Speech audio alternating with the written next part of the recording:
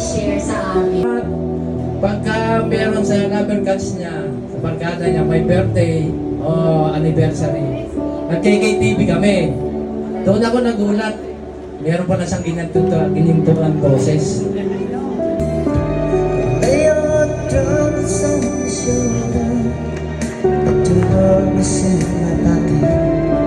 Rest your love, only you are. Kita ko po si Tata Boy kung gaano kamahal ng kanyang pamilya, asawa at mga anak. Nakita ko po pagmamahal na inukol nila. Yung tawag namin sa kanya, mula ng elementary sa Miyuda. Ngayon, minsan nagpunta kami sa Cavite, kami magkakaklase, naganda kami ng tigwa 1,000 para sa sasakyan. Hindi namin alam, binayaran na pala niya. Ganun siya kagalante. Thank you, Tatay, for the cook you made us, and thank you for buying whatever you want. I love you and we will miss you. Thank you for giving us money to buy Jollibee. Thank you for taking care of us. I love you. I will miss you. You're the best Tata in the world.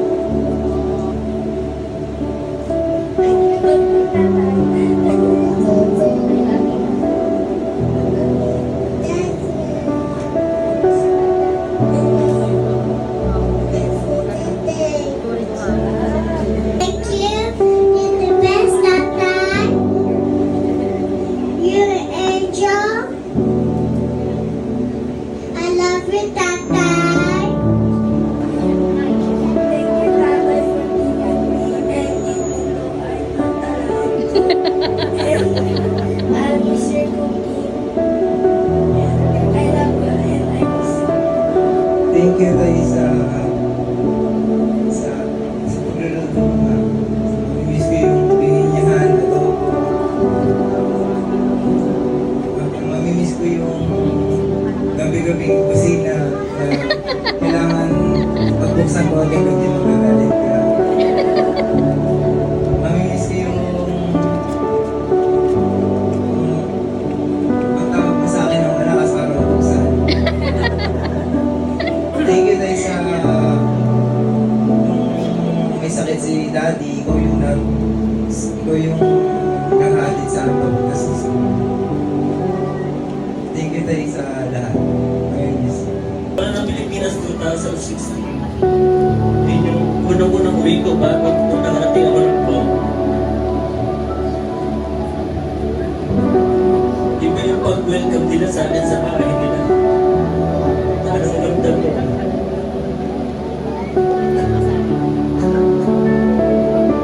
Salamat namin sa pakikirami. Nakakatagak ko ng puso na nakikita namin. Napakadaming nagpapahal kay tatay. Gusto siya para sa amin. Best match talaga sila ni nanay kasi sila po ay nagsimula na talaga sa wala. Tapos, eto, may lahat ng tapos.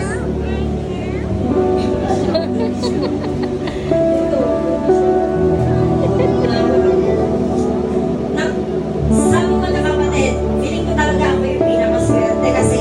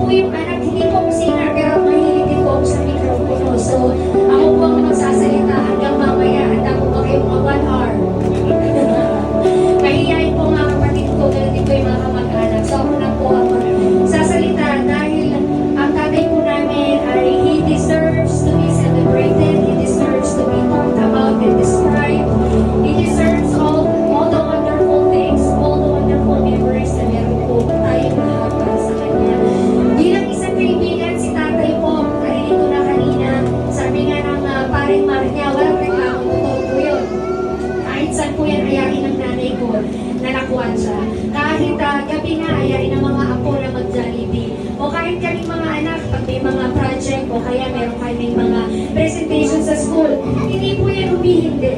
Yan po, ang tao yan, he never said no to anything. Talagang, oo, sige siya. So alam ko bilang kaibigan, bukod sa napaka-generous niyan, alam namin generous yan kasi lahat nagre-request yan ng mga important po sa amin. Alam niyo naman po, mga important na mga coffee meet o kape. Pag umuwi kami, wala kahit isang natitira. Kasi pinapamigay niya po lahat yun. So gusto niya na i-share lahat in a way na parang pinapakita niya na proud siya sa mga anak niya. So i-share niya lahat ng blessings niya sa ibang tao. So gano'n po siya kaibigan. At tama din po yung sinabi kanina ni Kuya Tor, hindi po masungit. Totoo po yun. Wala pong kasungitan si tatay. At totoo din ang sinabi ng aking bayaw na joker po talaga yan. Di makakausap po namin yan sa Messenger. Palagi po yan. Ang conversation lang namin po ay sila. Sasabihin niya lang sa amin, sakit ng ulo niya. Kailangan niya ng pera. So, gano'n lang po kami sa usapan. Nasabi ako, sige, mapapadala kami. So, yun po. Tapos, hilig yan, gagawin lang naman yung mga doon sa pera niya. Magkukumpuni siya kahit doon naman yung mga parte ng bahay namin. Maayos naman yung ganito, yung ganyan. Pero gusto niya, lagi siyang may ginagawa. So, ang tatay namin po, bukod sa mabuti, mabait, generous sa kaibigan, napaka-supportive na ama. So, yun po, bilang anak niya, sa totoo po, never po si tatay na nagsabi sa amin na huwag mong gawin yan. Lahat kami, nag-abroad po ako, nag-abroad ang ate ko, nag-abroad ang kapatid ko, bunso. Lahat kami, sinuportahan niya. Simula, bata pa kami, simula pag-kulehiyo namin, never siya nag-pressure sa amin kung anong gusto niyong kuhanin. Kung anong gusto namin, yun ang nasusunod. Siya po yung taga-suporta, sige lang. Yung kapatid ko na si Ariel, siya nag-catering business, sige, diretso lang din po yan. Kahit lang isa lang nagkakagalit, pero hindi yan, siya pa rin na sumusunod sa akin, kahit na nagkakaroon kami ng mga argumento.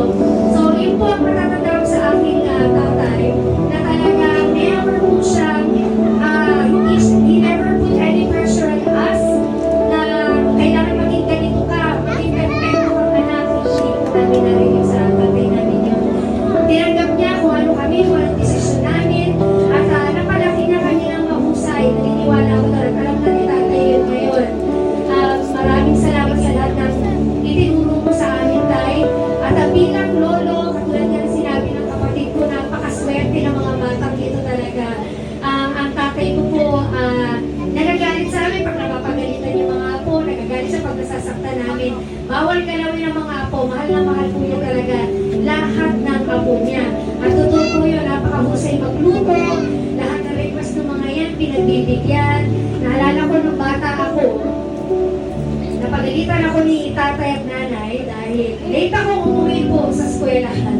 Grade first year high school po yata ako, second year high school. Dahil lang pumunta ako sa Jollibee, libre ako ng kaibigan ko. Late na ako umuwi.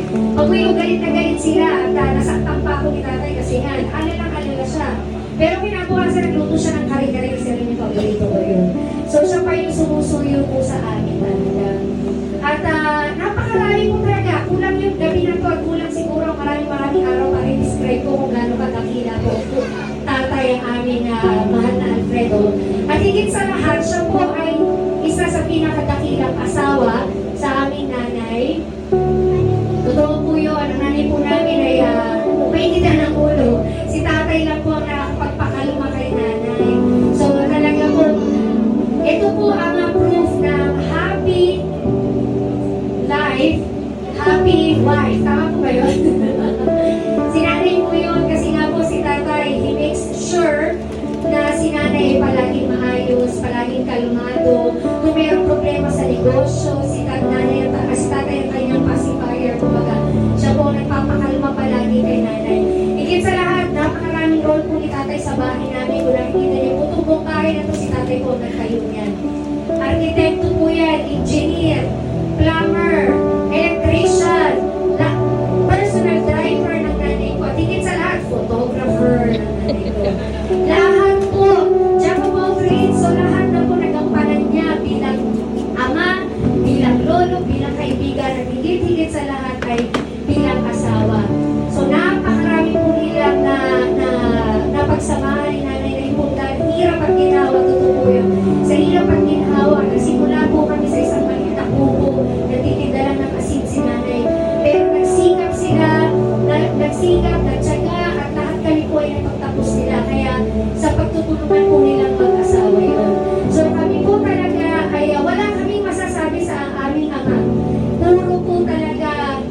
generosity, kindness, thoughtfulness, support. Yun po ang ibigay sa amin ng pinakamamahal na Tatay Alfredo. Napakarami po namin memories sa kanya. At maliwan po kayo sa isang magandang kanta, Never Before Seen na kanta po ito ni Tatay. Dahil alam po natin, napakabusay na po kumanta ni Tatay. So gusto mo po kayong imbitahin na panuorin itong video na to. Babasahin ko po yung lyrics niya.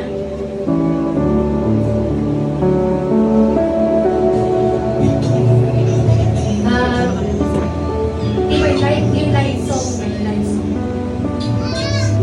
Yung title po ng kanta na ito ay You Decorated My Life.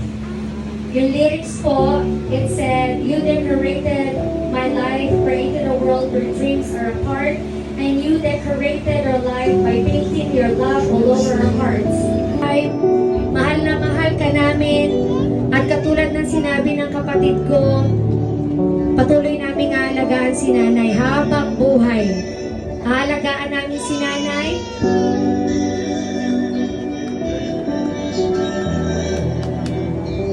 Palakpakan po natin si Tatay Boy Samyo.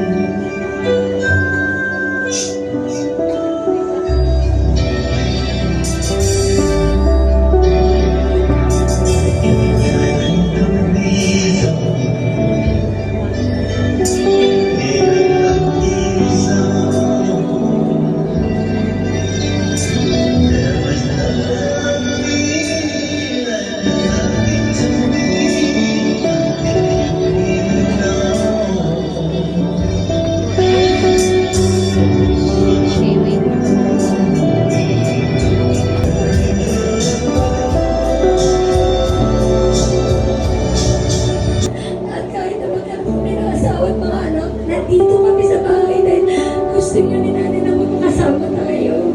Hindi namin pababayaan ang bahay na to. At ay pinapangako namin na bibigyan namin ng magandang kinabukasan mga apo mo na tulad ng ibinigay niyo sa amin ni nanay. At pinapangako rin namin na si nanay ay magpapatuloy sa mga negosyo na sinimulan ninyo. At siya ay patuloy na magta-travel at mag-selfie na marami pa. Natatry namin siya sa maraming lugar. Mabuhay ka, Tay. Mahal na mahal ka namin at pinapangako namin na mabubuhay kami katulad ng ginawa mo. Masaya buhay. At maging kontento sa buhay na meron kami yung ipinangako mo sa amin at yun din ang ipagpapatuloy namin. Maraming salamat po, Tay. Mahal na mahal ka namin. At muli po ay palakpakan natin ang aming Tatay Boy sa iyo. Magandang gabi po sa inyo lahat.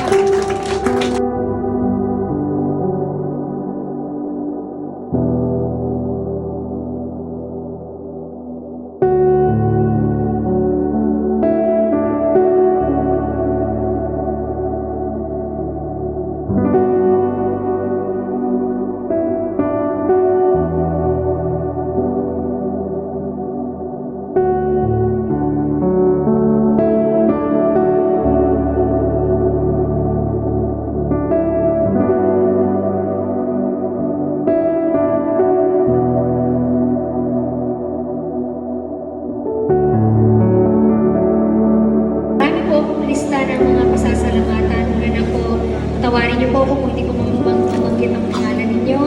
Si tatay lang po ang bahala magparamdam ng pasalamat. Kung may makalimutan man ako, pasensya na po. Unang-una po kay Tita Linda Sanchez. Maraming salamat, Tita, sa pag-assist mo kay nanay sa maraming bagay. Simula pa lang ang kasakit sa tatay hanggang sa pag-ayos po namin sa Mount Zion, sa paglilibing ni tatay. Thank you so much, Tita. Maraming salamat sa staff ng church, kay Ami sa pagtulong sa amin, pati kay Father Avelino. Maraming salamat sa Mel Funeral sa napakagandang serbisyo.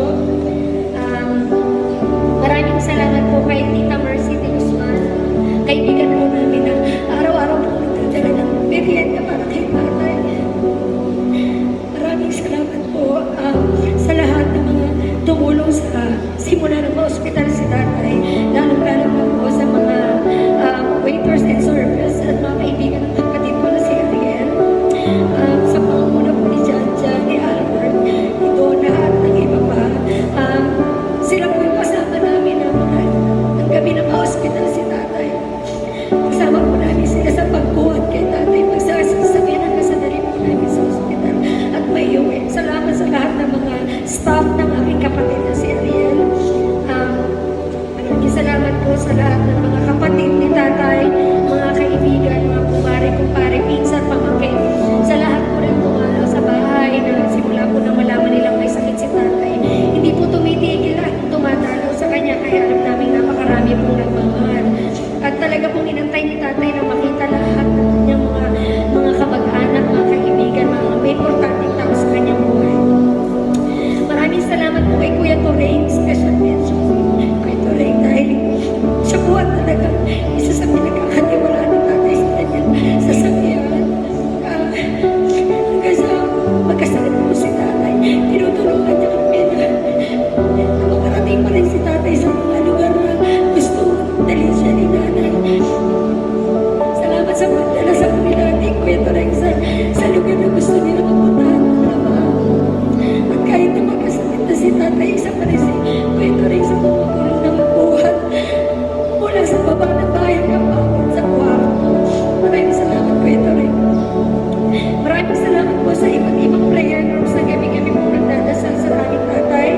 Maraming salamat sa aming kaibigan kapitbahay na si Kapoy at Tita Lota at Bayani sa pagpapaunlak po na makapag-park ng mga nakiramay kay tatay. Napakalaking bagay po ng ginawa ninyong pagpapaunlak sa amin. Maraming salamat